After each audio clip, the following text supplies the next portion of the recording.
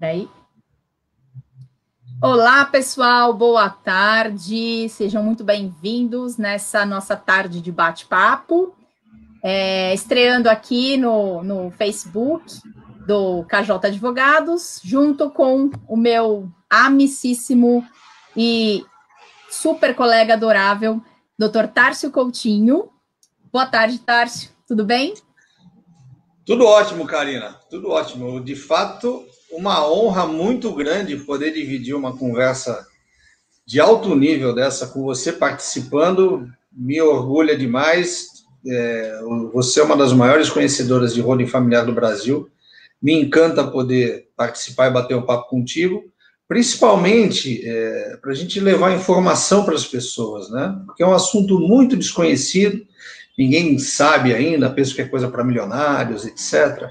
Mas ao longo da conversa nós vamos discorrer sobre o assunto.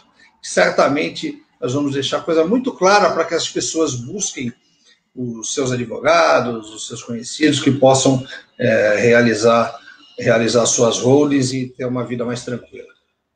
É isso aí, Tárcio. Vamos tentar ajudar aí o pessoal, né?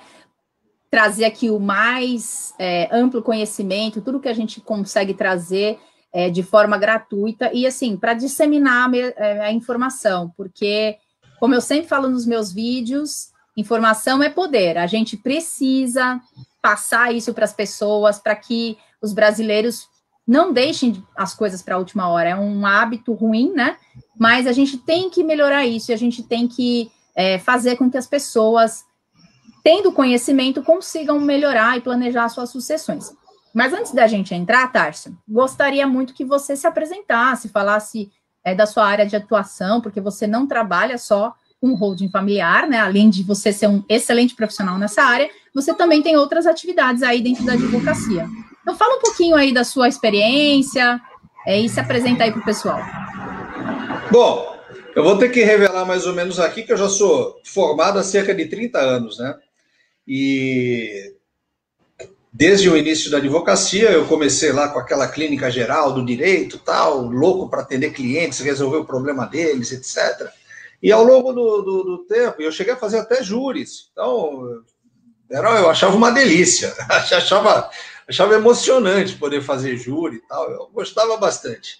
E um campo de atuação mais aberto, mais amplo. Mas eu comecei a sentir que isso não trazia nem segurança para o cliente, nem para mim profissionalmente. E aos poucos eu fui percebendo também que o judiciário é um sistema que a gente pode caracterizar como um sistema falido. Até acho que é interesse do Estado que seja dessa maneira. E eu comecei a atuar em ações mais administrativas, extrajudiciais.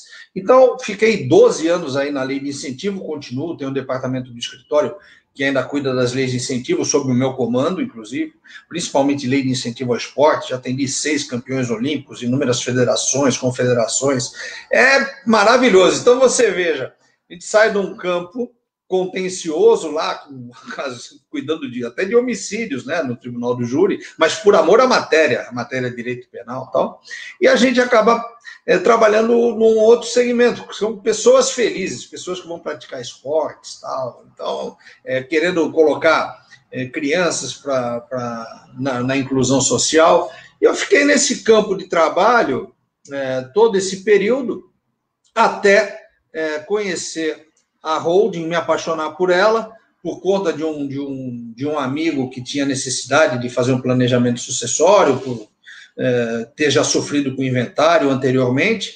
E aí eu, pesquisando, descobri o sistema de holding e desde então, aí já um bom período, a gente vem trabalhando e atendendo pessoas do Brasil inteiro também, da mesma forma que era com a lei de incentivo, já tem essa prática de ter o cliente na lei de incentivo, tem o cliente no Amazonas, a Santa Catarina, assim, é uma infinidade, uma enormidade. Não cheguei nos extremos, mas eu tô chegando lá. E aí a holding é um outro assunto apaixonante. Já tem gente no escritório querendo trabalhar com holding também para progredir intelectualmente, etc., estagiário e tal. Então, é um sistema apaixonante, maravilhoso e que tem um campo de trabalho absurdamente grande, enorme, muito grande mesmo, que as pessoas não tem esse conhecimento. Então, eu acho que é obrigação nossa, obrigação do advogado, concedi uma entrevista outro dia na TV OAB sobre isso, é levar o conhecimento às pessoas. Então, eu falo demais, hein? Não, imagina, a gente está aqui para isso, né? E é muito legal essa tua transição, né? Porque você passou, como você comentou, você passou de uma área que é uma área tensa, uma área normalmente triste, né? Que é o direito criminal, para a lei de incentivo ao esporte e à cultura, e agora também numa área que gera muito mais alegrias do que tristezas, né? Porque a gente trabalhar com planejamento sucessório, a gente leva coisas boas para as famílias. Não é só como fazer um inventário. Quando a gente chega num momento de fazer um inventário, né, Tarso? A gente está numa situação onde a família está fragilizada, porque teve a perda de um ente querido, sempre é dolorido, complicado, nem sempre as pessoas daquela família possuem recursos financeiros para conseguir pagar aquele inventário. E quando a gente trabalha com planejamento sucessório, a gente consegue fazer isso em vida, a gente consegue fazer isso quando as pessoas estão bem, e é muito mais gratificante, né? Não que a gente não goste de fazer um inventário, né? Eu falei isso numa live que eu fiz com outro colega nosso na semana passada.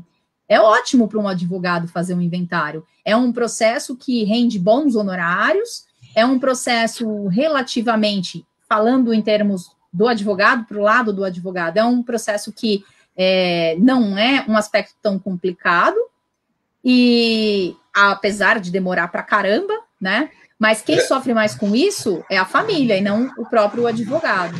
Mas quando a gente faz um planejamento, a gente está ali junto, né? A gente está na alegria com o cliente e a gente leva uns resultados mais positivos. E é também muito bom a gente ficar feliz, né, com isso.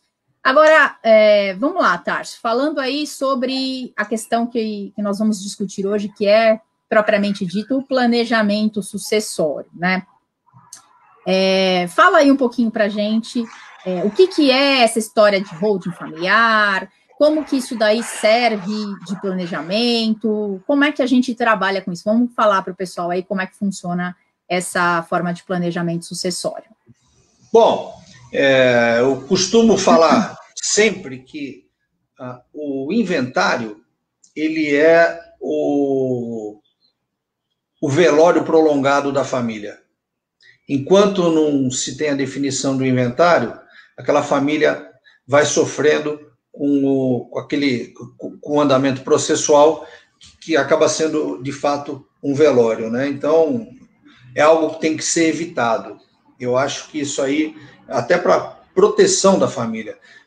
Veja, nós temos alguns casos aí que foram noticiados nesse último final de semana, em grande rede nacional de televisão, falando sobre problemas que os inventários vêm gerando, de cantores famosos aí, como citaram Agnaldo Timóteo e o Vando, por exemplo.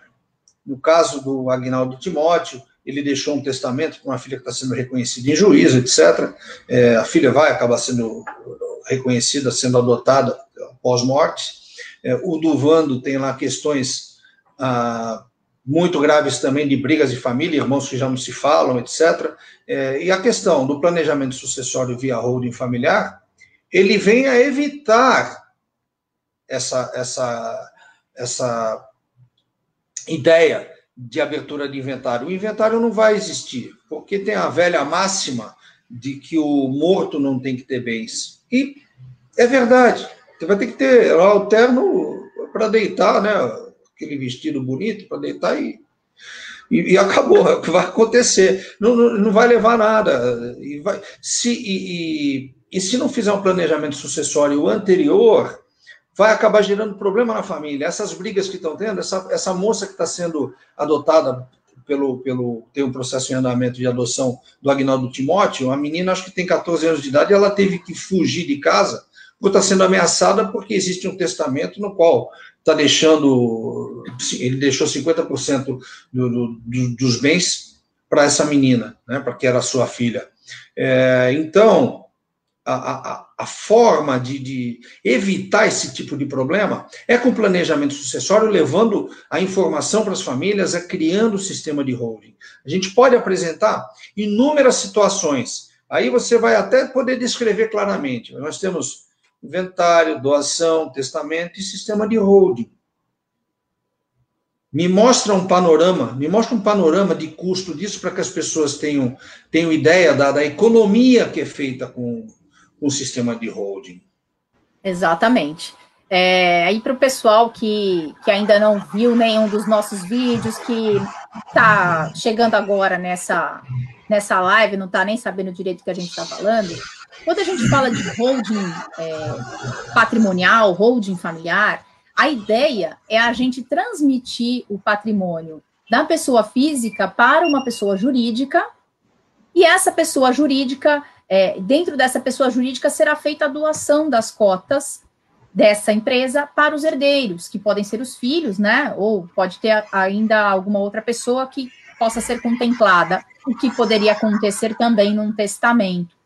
E como que funciona? A gente transmite isso para a pessoa jurídica, é feita uma doação dessas cotas, porém com reserva de usufruto. Então, o que a gente fala, o patriarca ou a matriarca, o dono verdadeiro do patrimônio, ele vai ter toda aquela fruição do bem. Então, se ele passou um imóvel para dentro da empresa e ele doou as cotas dessa empresa para o filho, ele vai continuar recebendo, por exemplo, um aluguel, caso esse imóvel seja alugado, ou ele vai poder dar esse imóvel em garantia, enfim, porque a gente coloca diversas cláusulas nesse sistema que protegem, e protegem não só contra terceiros, mas, por exemplo, há uma incomunicabilidade com os cônjuges dos herdeiros, né? Então, se a gente fez a doação para os filhos são casados, de repente esses filhos vêm a se divorciar, os maridos, respectivos maridos, companheiros, esposas, não vão receber nada desse patrimônio, não vai haver comunicabilidade. Temos as cláusulas de impenhorabilidade, no caso de uma eventual execução contra esses filhos, no primeiro momento essas cláusulas não podem, essas cotas elas não podem ser penhoradas, né? E também temos aí na alienabilidade, que é a proibição dos filhos de venderem as cotas. Eles vão receber... Ou darem garantia também, né? Isso, eles vão receber essas cotas e eles não vão poder vender. Então, além disso, a gente tem um monte de outras cláusulas que a gente pode colocar para proteção, né? Essas são aí o grupinho que não pode faltar. Algumas outras a gente até tem como colocar opcionalmente. Mas a ideia é essa. E por que acaba sendo mais barato do que se fazer um outro sistema ou se deixar para um inventário, por exemplo? Porque nós conseguimos transmitir esse patrimônio da pessoa física para a pessoa jurídica por um valor menor do que a gente faz normalmente no inventário.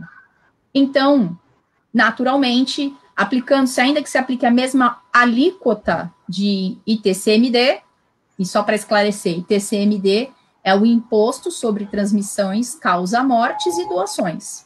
Então, ele incide tanto quando há um falecimento e transmissão de patrimônio nesse falecimento, quando existe uma doação de patrimônio. Então, mesmo que se aplique a mesma alíquota, como você vai ter uma base de cálculo menor, você vai ter um custo menor. E o próprio custo com um advogado, né, que é muito mais tranquilo para a gente fazer uma holding familiar do que fazer um inventário normalmente. Porque certamente, até porque às vezes o advogado, quando faz o inventário, quando ele acompanha o inventário, seguindo o livreto de tabela de honorários da Ordem dos Advogados, ele acaba levando um percentual do patrimônio, sendo que o advogado não é sócio daquela família, ele não tem que levar um percentual, já tem um Estado que leva, ainda mais o advogado. Bom, a tabela de honorário está lá para ser cumprida, né? Então, tudo bem, acaba passando. Mas só um parênteses em questão da parte que você falou sobre a incomunicabilidade, é muito importante esse detalhe que você mencionou, porque já fui questionado várias vezes por clientes a respeito disso. Porque como fica, não sei o quê, a minha filha vai casar, não sei qual que é quem é a pessoa que ela está levando, tá trazendo para dentro da família, etc. A questão da incomunicabilidade, ainda que não haja comunicação, se fosse no caso do inventário, na herança, na sucessão normal, pela via da herança, aquele marido, aquela esposa que foi agregada àquele seio familiar, ainda que não haja comunicação do bem, após a morte do proprietário e tal, ele não vai nem necessitar de anuência do cônjuge para uma eventual venda. E, às vezes, no inventário vai precisar. Se ela receber a transmissão por meio de um inventário, ainda que não tenha comunicação, vai necessitar, deixa eu tentar ser bem claro, vai necessitar da anuência desse cônjuge para que a família possa fazer a venda do bem, etc. Então, não há, com o sistema de holding, não há qualquer ligação, absolutamente. Fica completamente isento o patrimônio apenas para o filho daquele que fez a transmissão do bem com a sua morte. E mais interessante, se você puder esmiuçar um pouquinho para as pessoas, como se dá essa transmissão? Porque a gente fala em sistema de gatilho e tal, e as pessoas não sabem o que é. O que acontece no dia seguinte ou no minuto seguinte da morte da cliente que deixou bem? Bom, vamos lá. Quando a gente fala, por exemplo, de um inventário, a gente sabe que a transmissão, né, o herdeiro, ele passa a ser o dono daquele patrimônio no instante do falecimento.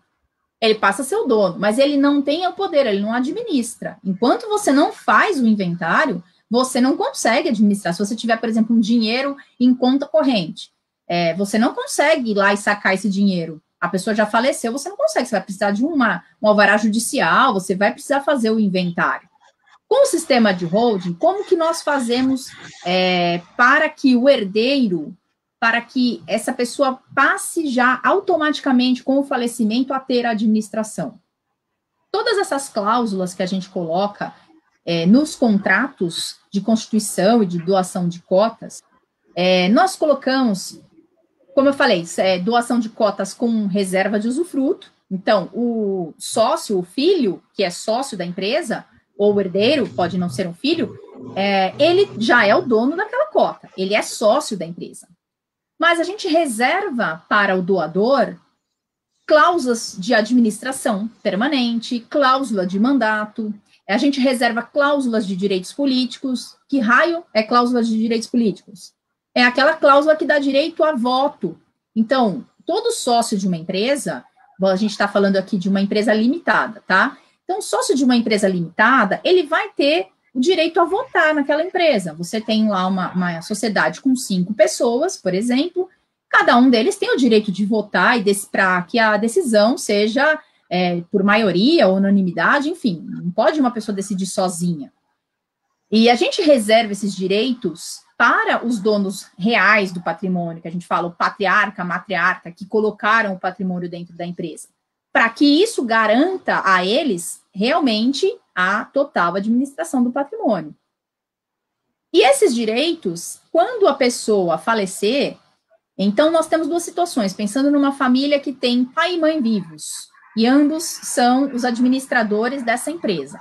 Então, se o pai falecer primeiro, nós colocamos uma cláusula que vai permitir à mãe manter essa administração, manter as cláusulas de direitos políticos, manter o mandato, né, continuar sendo a mandatária naquele sistema e decidindo tudo. Enquanto isso, os filhos não podem fazer nada, os filhos não vão conseguir fazer nada na empresa. Somente quando a mãe vier a falecer é que vai disparar o nosso famoso gatilho, que é o quê? Aí sim, aqueles poderes de administração permanente, de usufruto, de direitos políticos, eles cessam e eles voltam para os sócios da empresa. Então, a partir desse momento, os filhos e os herdeiros, que são ali os sócios da empresa, podem administrar independente de fazer um inventário, porque eles já são os donos. Eles só não têm a administração, mas eles já são os donos daquilo. É muito diferente de um inventário. Então, assim, no segundo seguinte ao falecimento, você já pode mudar ali tudo, fazer o que você quiser. É muito mais rápido. É uma questão importante também, que seria conveniente você salientar para nós, porque às vezes o pai falece, aí a mãe fica com o controle da sociedade. o risco da mãe, por exemplo, perder o patrimônio, etc. Há uma forma de se garantir a segurança desses filhos para que aquele pai, de fato, possa morrer em paz, digamos assim? Como assim? Desculpa, pai, repete aí, Tarso. Eu viajei. Veja, morreu o pai, a mãe que começa a cuidar dos bens, da sociedade, etc., ela vai ter todo o domínio, todo o controle sobre a sociedade. Né? Então, como ficaria essa questão? Para que o pai fale assim, poxa vida, a gente tem esses bens aqui, a gente criou o sistema de proteção patrimonial para os nossos filhos. Existe alguma cláusula que possa garantir que os filhos tenham o direito a esse bem posteriormente, para que ela não venda, etc.? Sim, tem sim. Agora eu entendi qual foi o ponto aí. Só me lembro aqui, olha, nós temos uma pergunta do Adriano Dias que depois eu quero colocar aí para a gente responder, tá? Não deixa eu perder. Então, como é que funciona? O sistema de holding, além de ter todas essas vantagens, você ter uma redução de custos, você conseguir fazer isso de forma tranquila em vida, de forma organizada, a gente tem um documento que nós chamamos de acordo de sócios. Isso não vale só para o sistema de holding, tá? Isso é um instrumento que vale para qualquer sociedade, para qualquer empresa, né? As pessoas podem fazer acordos. Pode ser feito entre todos os sócios, pode ser feito, por exemplo, entre 2 sócios que só têm um interesse entre eles.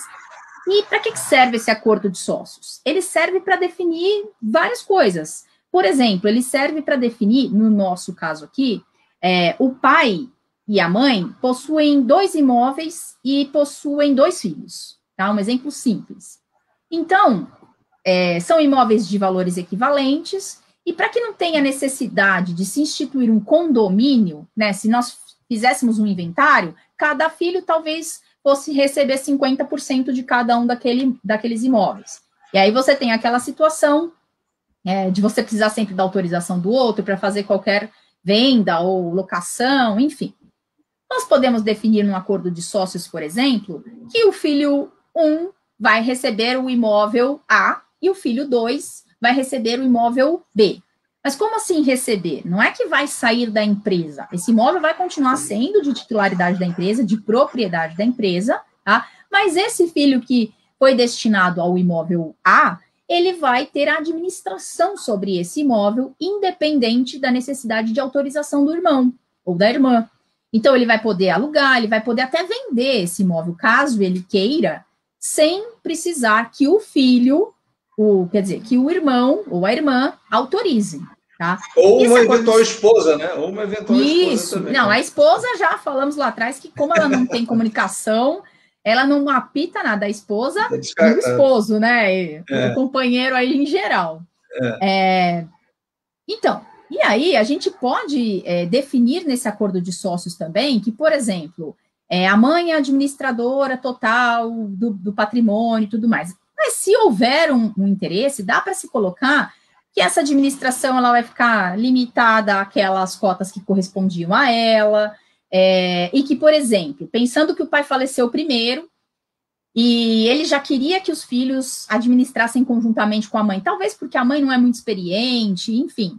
Dá para se colocar que, a partir do falecimento do pai, os filhos assumirão conjuntamente com a mãe a administração. Então, dá para você definir diversas situações num acordo de sócios, né? É para isso que ele serve, né? E aí a gente passa uma segurança para essa mãe e também para esse pai que estava pensando lá já em beneficiar o filho e não fazer com que ele perca nada, independente da mãe seguir como administradora. Agora, vamos voltar aqui na pergunta. Só antes da pergunta do doutor Adriano Dias, aí, só uma questão. Muito bom esse tipo de papo aberto, sem juridiquês, para que as pessoas realmente entendam o que a gente está falando. A gente pode levar a informação para as pessoas de verdade, as pessoas vão ter conhecimento sobre o sistema de holding e vão ver que é muito mais benéfico para elas. Mas, prosseguindo. Exatamente. Então, olha, ele tem 2 perguntas, tá? A primeira pergunta é: se eu tiver somente ativos financeiros no meu patrimônio, eu posso fazer também a holding para fugir do inventário ou só cabe holding quando tem empresa envolvida? Quer responder essa, Tarso? Pode sim, mas por favor. Vamos lá, Adriano. Você pode colocar qualquer tipo de patrimônio dentro de uma empresa. Você pode colocar ativos financeiros, você pode colocar veículos, você pode colocar imóveis, você pode também colocar cotas de uma outra sociedade, né? Embora nós não aconselhamos misturar, né, a questão de colocar o patrimônio da pessoa física junto com cotas de outra empresa, porque isso pode gerar um certo risco ao patrimônio, mas você pode elaborar uma outra estrutura de holding para fazer a sucessão das cotas dentro dessa sua empresa, para que não seja necessário o inventário nessa situação. Então, dá para você colocar qualquer coisa.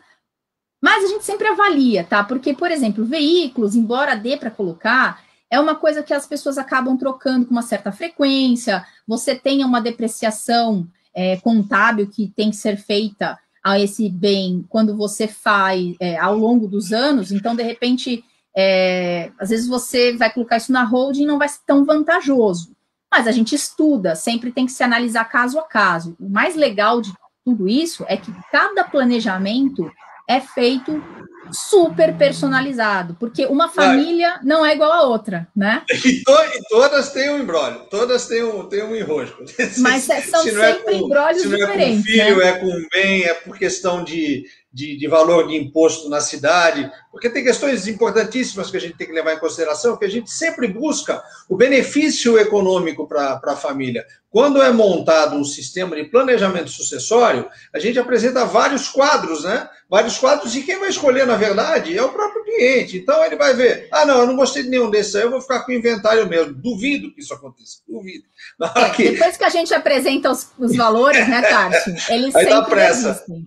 Dá pressa. As últimas... Fala, desculpa. Não, dá pressa, e é bom que tenham pressa mesmo, porque, infelizmente, a gente já deixou de fazer algumas holdings por questão de falecimentos por conta do Covid, né?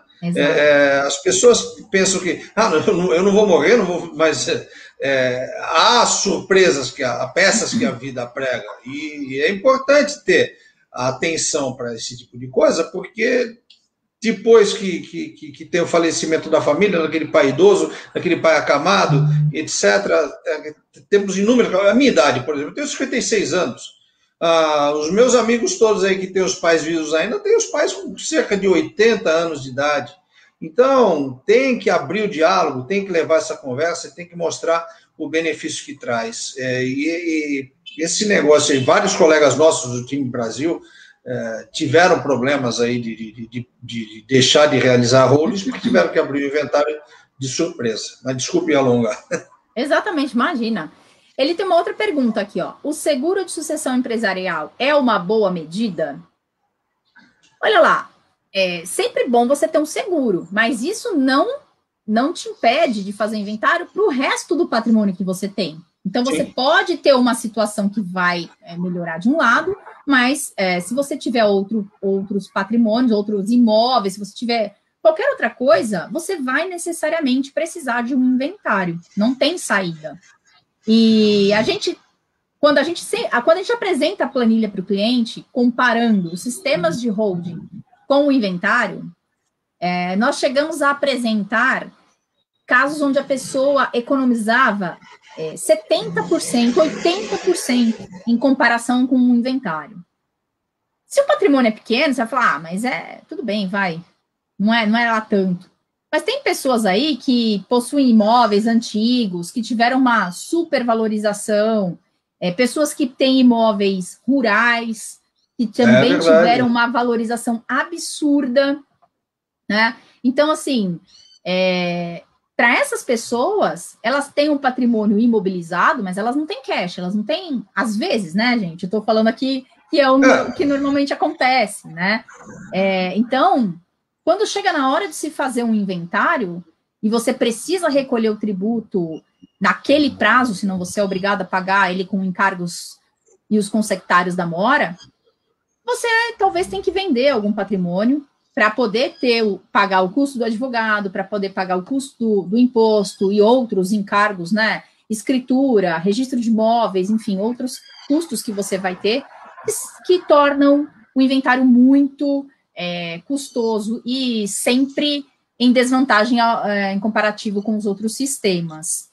Falando nessa segurança, não sei se quer complementar, eu tenho uma outra questão para te perguntar. Fala, Tarso. Não, é sobre famílias que têm negócios. Por exemplo, a família tem lá uma rede de restaurantes, né? Então, vários restaurantes. Aqui em Santos nós temos algumas famílias que têm vários restaurantes, etc. Como que foi? Eles são, inclusive, até donos dos imóveis que eles são, dos restaurantes que eles dirigem. Como ficaria essa situação numa criação de uma holding para uma família dessas? Seria conveniente colocar todo o negócio dentro da holding? Como faria isso? Não, assim, é imprescindível que se faça um planejamento, porque a holding, ela serve não só para essa questão de sucessão, mas ela serve também para uma proteção do patrimônio da pessoa física. Então, se você tem lá uma família que tem um negócio, que nem está comentando comigo, que tem alguns restaurantes e tudo mais. Gente, quantos restaurantes aí não tiveram que fechar por causa da pandemia? Às vezes o restaurante está bombando, e aí acontece uma situação dessas, um revés, e a pessoa se vê numa situação financeiramente desvantajosa, ela precisa recorrer aí a empréstimos, ela fica devendo, ela tem que fechar o negócio. E aí o que acontece?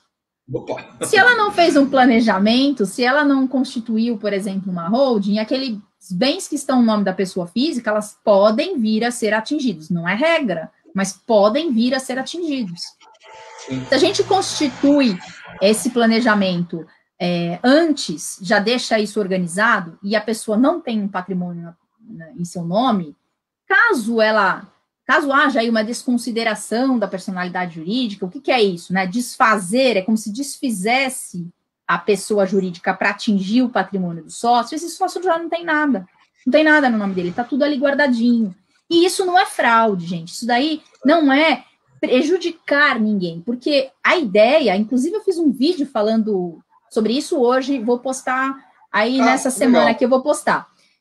A gente fala de holding, mas não é blindagem patrimonial, porque blindagem patrimonial, ela não existe. Então, se você tem dívidas e acha que vai fazer uma holding, eu vou pegar então todo o meu patrimônio, vou colocar na holding, eu estou garantido, ninguém vai atingir. Não, nem entre em contato, que não é esse o objetivo. É verdade.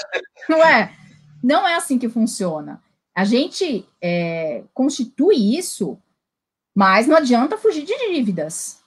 Agora, se você você não tem dívida nenhuma, você constituiu a sua holding, você fez a doação das cotas dessa holding para os seus filhos, e futuramente aconteceu uma situação de aparecer uma dívida, onde você foi executado, está sendo executado. Ação trabalhista, por exemplo, né? Exatamente. Aí sim você tem essa proteção, mas você constituiu isso previamente. Então você não cometeu nenhuma fraude, você não fez isso no intuito de prejudicar um credor ou de burlar a lei. Né? Exatamente, você está protegendo, e você tem o direito de fazer isso. E você está protegendo isso dentro da lei. Então é imprescindível que os empresários, eles façam isso, porque a gente nunca sabe em que momento pode acontecer um revés. Você mencionou de restaurantes, eu tenho um colega do meu sócio que um restaurante assim super bombando, estava indo de vento em popa, e quando chegou no final de 2019, ele fez um empréstimo de R$100 mil para investir no restaurante, porque ele queria ampliar, enfim, estava indo muito bem. E ele deu em garantia, ele deu em garantia desse empréstimo um imóvel do pai. Isso foi no final de 2019. Chegou 2020, que aconteceu, pandemia, fecha tudo, o restaurante fechou, ele não conseguia entregar, conclusão. O restaurante dele fechou, ele está com a dívida dos R$100 mil que ele não conseguiu pagar, e ainda o pai dele corre o risco de perder o imóvel que ele deu em garantia como avalista. Então, olha a bagunça, né, que acontece. Se essa pessoa tivesse feito uma holding, se tivesse uma holding, por exemplo, talvez isso não acontecesse. Talvez ele conseguisse contornar essa situação, tá? Não que ele não vai pagar, a dívida vai continuar lá, ele vai ter que dar um jeito de pagar aquilo, mas não corre risco de ser vendido num leilão e ter que perder patrimônio por causa de uma situação aí de um revés, né? Eu acho que é por aí. O que eu acho que às vezes assusta as pessoas em fazer a holding no início, no começo, quando a gente fala de holding, porque a palavra já é diferente, né? Ela já não faz parte do nosso vocabulário cotidiano, então, pelo menos da maioria das pessoas. O que mais assusta, assim, na hora que apresenta lá uma proposta de trabalho, eles falam assim, mas vou ter que gastar isso aqui. Assim, não, mas você compara com valores que seriam de um inventário, né? A economia, no mínimo, são 60%. Raramente você vai economizar menos de 60%. Faz uma diferença absurda para a família. Porque aquele exemplo que a gente sempre costuma dar, a gente falando que é coisa para rico, que é coisa para milionário, etc. E aí nós temos lá aqueles exemplos de Samuel Inclusive, Klein. Inclusive, aproveitando o gancho aqui, ó, o Gil Carlos Bessa perguntou, holding é só para quem tem grandes patrimônios? Já aproveita o gancho aí para responder. Parece até que eu li, né? Parece. É que, de fato, a gente tem uma linha de benefícios, e essa linha do benefício, ela demonstra que isso é para toda a sociedade. Para aquela pessoa que tem pelo menos um bem, eu acho que ela é mais importante ainda para a pessoa que só tem um bem do que para aquela pessoa que é bilionária. O bilionário, ele nunca gasta, ele nunca quer gastar. O bilionário, ele tem informação privilegiada, porque ele é assistido por grandes escritórios de advocacia, ele tem a informação privilegiada. Fora os bilionários, quem tem essa informação privilegiada também são os políticos, coisas que a gente costuma sempre colocar nos nossos vídeos, demonstrando todos os candidatos a presidente da República da última eleição, todos têm o sistema de holding. Os deputados federais, a maioria deles tem sistema de holding, grandes políticos têm esse sistema. Mas a minha preocupação, na verdade, era com aquela pessoa que tem aquele imóvel que hoje vale 600 mil reais. Você imagina um pai que pegou e comprou esse imóvel lá atrás por cerca de 80, 100 mil reais, e aí houve uma explosão de valorização e aquele imóvel dele passou a valer hoje, depois de 20 anos, cerca de 700 mil reais, não importa. E ele tem um filho aí com essa idade de 19 anos. Aí, por infelicidade, vem a falecer. O que vai acontecer? Eu vou falar, bom, o filho vai pensar, pô, perdi o pai, bom, o apartamento é meu. Com 19 anos de idade, como é que ele vai pagar o inventário? Como vai funcionar isso? Então, a gente tem que levar essa informação para a camada mais pobre da população que possui bem, aquele que conseguiu comprar um pequeno imóvel lá atrás com a custa de todo o esforço de uma vida, e aí vai fazer o filho voltar a andar para trás, ter que vender o imóvel às pressas, desvalorizado, e talvez até ter que morar de aluguel para poder pagar imposto para o governo no inventário. Eu acho isso um escândalo, um escândalo. E nós temos aqui a questão, que até você pode me relembrar, a respeito de valores de TCMD, que tem uma proposta de aumento aqui, pelo menos no estado de São Paulo, né? O que você se lembra a respeito disso para nos esclarecer? Eu vou falar isso aqui, mas deixa eu só responder aqui a pergunta da Marci Fernandes. Ela colocou, Karina, é possível nesse exemplo que você deu uma fiança de imóvel que está na holding? Sim, é perfeitamente possível. O imóvel, como eu falei, o patriarca, a matriarca, eles são os administradores. Então, eles podem vender aqueles bens, aqueles imóveis que estão na holding, eles podem alugar aqueles imóveis que estão na holding, e eles podem dar como fiança. Então, de repente, ele tem lá um filho dele, ou um sobrinho dele, ou um amigo dele que fala, poxa, você não pode aí ser meu fiador? Não tem problema nenhum, ele pode colocar aquele imóvel da holding como fiança, não tem problema, tá? Voltando aqui, Tarso. Tem que ser um conhecido, bem conhecido, né? Tem que ser aquele cara, você sabe que não vai dar problema. Mas dá, né? Não é um impedimento. Em relação ao aumento do ITCMD, a gente vem batendo também nessa tecla. Aqui em São Paulo vai aumentar isso daí. Hoje nós temos uma alíquota máxima de 4%, independente de valor. Na verdade, a gente tem uns limites de isenção para imóveis e para doações em dinheiro, que são aí entre 70 e 145 mil, mas a alíquota é de 4% em qualquer situação. Agora, o projeto de lei que está em andamento é para elevar essa alíquota para 8%. E isso vai acontecer. Eu tenho certeza que isso vai acontecer. A gente sabe que os estados estão falidos, não só São Paulo, todos os outros estados, por causa dessa pandemia e da economia terrível que nós estamos vivendo. Então, isso com certeza vai aumentar. E o mais agravante, além de a gente passar para 8% aqui em São Paulo, 8%, aí só para quem não sabe, é a alíquota máxima que se pode cobrar. Qualquer estado pode instituir as suas leis, é o imposto estadual, porém, eles não podem cobrar mais que 8%. E nós temos já, se eu não me engano, 15 estados no Brasil cobrando essa alíquota máxima. São Paulo ainda cobra 4%, Paraná cobra 4%, Minas é 5%, enfim. Ceará, que é 8%, né? O Ceará já é o 8%, exatamente. O Ceará é 8%, Rio de Janeiro é 8%, Goiás é 8%, Pernambuco, se eu não me engano, também é 8%. Os estados já estão elevando aí as suas alíquotas. Só que existe uma situação de uma expectativa que essa alíquota máxima seja elevada para 16% ou até para 20%, através de mudanças vão fazer uma resolução lá no Senado que tem o projeto é isso, aumentar para isso. E qual é uma das justificativas? Tarso, fala aí, qual é a justificativa para essa elevação para 16% ou 20%? Bom, eu acho que é fundo arrecadatório. E outra coisa, todos os países do exterior, as alíquotas são de cerca de 40%, outros países que chegam a 50%. Então você fala, pô, o Brasil não taxa grandes fortunas, o Brasil cobra muito pouco, etc. Pô, coitado consegue comprar lá, às vezes um apartamento no Minha Casa Minha Vida, e aí morre, a família não tem direito a ficar com o imóvel, porque depois tem que pagar o imposto. Então, é justamente por conta disso, por conta do comparativo com as taxas do imposto da morte na Europa, Estados Unidos e tal. Então, esse é um dos principais fatores e justificativas que os nossos queridos políticos vão nos dar para poder aumentar o imposto. Lógico, eles já estão com as suas holdings formadas, eles já estão com os seus patrimônios preservados. E essa informação, gente, essa informação é pública. Basta vocês entrarem no site do TSE, que lá tem todo o detalhamento do patrimônio. Então, vocês vão ver que esses políticos, eles possuem empresas familiares, eles possuem holdings.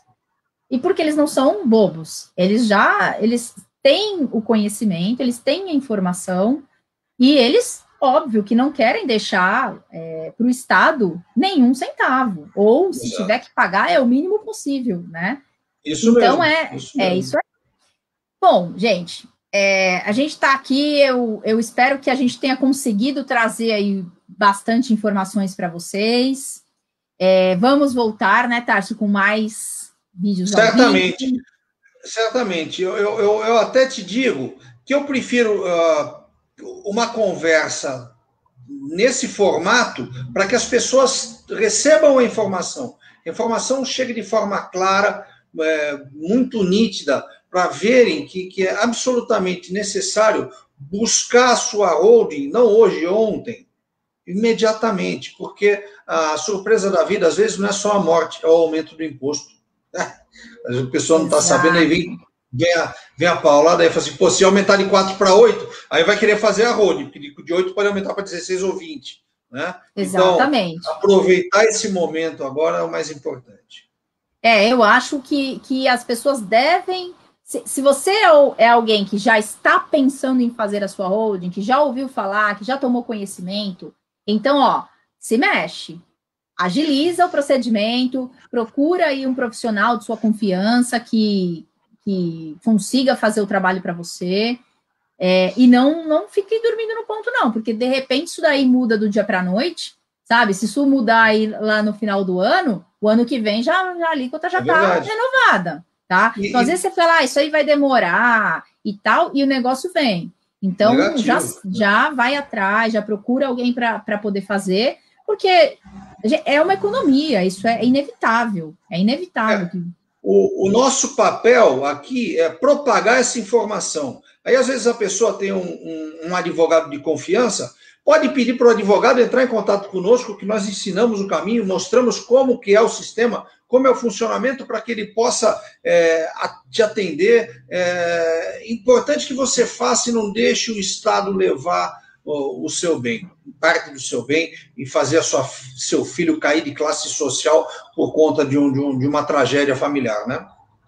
Exatamente. Tárcio, foi assim um prazer enorme conversar com você mais uma vez, esse profissional brilhante, parceiraço de todas as horas. Então, fico muito honrada de ter falado com você, de ter te recebido aqui na página do escritório. E eu sei que você tem um canal no YouTube, então passa aí para o pessoal os seus links, né? O seu canal no YouTube, você tem lá o seu espaço no Instagram, aqui no Facebook também. Então, passa para o pessoal aí os seus contatos, as suas redes, para que as pessoas possam te seguir e assistir os seus vídeos, que são incríveis, né? Você faz vídeo todo dia e eu adoro assistir seus vídeos. A diferença de característica é que você é extremamente técnica e eu extremamente despojado, né? Eu gosto de falar por isso que a gente faz a parceria uma maneira assim, bem mais aberta, mas é o meu jeito. Eu não posso nem tentar falar diferente, porque meus amigos vão dizer, tá querendo enganar quem? Então, você gravou esse texto quando, né? A gente passa o que realmente sente. Porque quando eu faço até os vídeos, eu nem ensaio. Eu vou lá, sento, faço e vou embora. Eu vou cuidar das coisas porque a mesa está cheia de papel para cuidar. Esse negócio de sistema de holding, ele está pegando muito. De fato, estão aparecendo muitas pessoas recebendo as informações que nós temos passado e tem trazido trabalho, ocupação, e a gente tem o que fazer o dia inteiro. Às vezes, parar para uma questão ou outra fica até difícil. Então, eu vou passar o meu canal do Instagram, porque ali pelo Instagram você vai ter acesso a todos os vídeos que estão no YouTube, pode acessar por ali, que é o Seu Planejamento Patrimonial. Entrou no Seu Planejamento Patrimonial, você vai ter acesso imediato aos conteúdos de todos os vídeos que a gente colocou lá no Instagram, vai ter acesso também ao nosso site, que é o www.tarciocoutinho.com.br. Por intermédio do site, você vai ter informações, você vai verificar quem são os milionários que se aproveitaram dos sistemas de holding, se aproveitaram dentro da lei, né? É importante deixar isso claro. Informações sobre os principais benefícios que a holding pode trazer em relação à economia e proteção dos bens. E todos os nossos contatos estão ali, tá bom? Então vai no Seu Planejamento Patrimonial, você vai me conhecer melhor, vai ter mais informações, e às vezes até rio um pouco, porque eu sempre falo uma bobagem no meio de um vídeo. Não, vocês não vão se arrepender, é muito bom mesmo. Então, gente, é isso. Eu espero que vocês tenham gostado, que o conteúdo tenha sido de alguma utilidade. Então, compartilhem essa live, dividam com os seus amigos, com os seus familiares. Talvez você não esteja no momento de fazer uma holding hoje, porque você está muito novo, mas às vezes os seus pais, os seus tios, os seus avós possam possam estar interessados nessa situação e eles talvez não conheçam. Então, é importante que você compartilhe. Não podem precisar, eles precisam. Não, é verdade. Eles precisam.